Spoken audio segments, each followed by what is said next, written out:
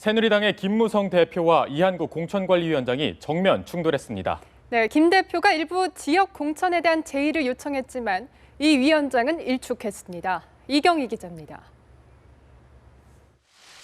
공천과 관련해선 말을 아끼던 새누리당 김무성 대표는 비박계 의원들이 경선 문턱도 못 넘고 줄줄이 공천에서 배제되자 제동에 나섰습니다. 지난 이틀간 공천관리위원회가 발표한 단수 우선 추천 지역 가운데 김성태, 김학용 의원의 지역을 제외한 대부분 지역의 최고위 의결을 보류한 겁니다. 여론조사에서 1등을 하고 있는데 2등한 사람에게 단수 추천이 돌아갔습니다. 이것도 수용할 수 없는 부분입니다. 또 어떤 지역은 그 지역에서 2등도 아닌 하위를 하고 있는데 여기가 단수 추천이 되었습니다. 특히 5번이나 공천을 받아 당선된 이재호 의원의 자격을 문제 삼는 것은 납득하기 어렵다고 강조했습니다.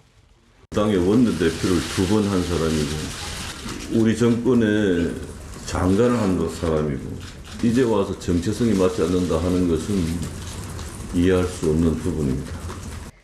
단독으로 공천을 신청한 주호영 의원의 지역구를 돌연 여성 추천 지역으로 정한 데도 거듭 이의를 제기했습니다. 김 대표의 회견이 끝난 지 10분도 채 안 돼 반박에 나선 이한구 위원장은 김 대표의 요구를 단칼에 거부했습니다. 전혀 사실이 아니다고 저는 생각을 합니다. 왜 그러냐면 그 결정은 사무총장, 부총장들이 모두 참여한 가운데 만장일치로 결정이 된 것입니다. 주호영 의원 재심 요청도 공관위원 3분의 2가 반대했다며 공천 탈락을 확정지었습니다. 김 대표가 비박계 구하기에 돌입한 것이라는 관측이 나오는 가운데 이 위원장은 노골적으로 불쾌감을 드러내며 양보할 의사가 없음을 분명히 했습니다.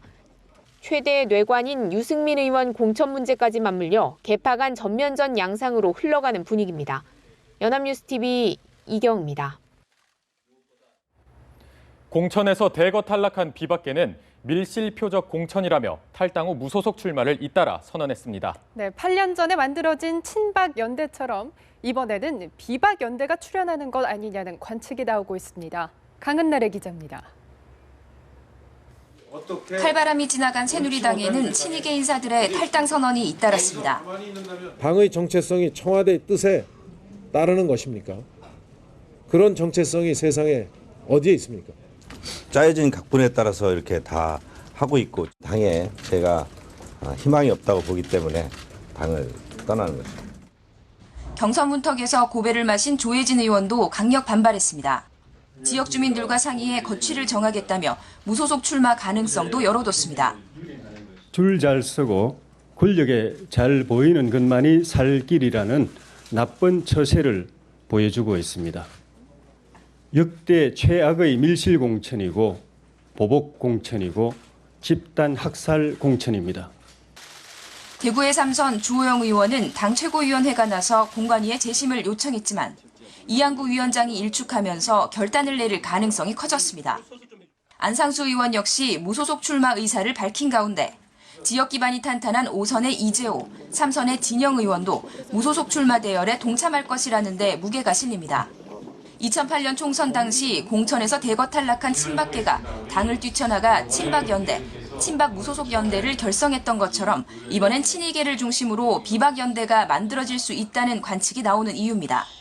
이런 가운데 이명박 전 대통령은 측근들이 공천에서 줄줄이 탈락한 것에 대해 나라가 안팎으로 어려운 때 매우 걱정스럽다며 불편한 심기를 드러낸 것으로 전해집니다. 연합뉴스TV 강은나래입니다.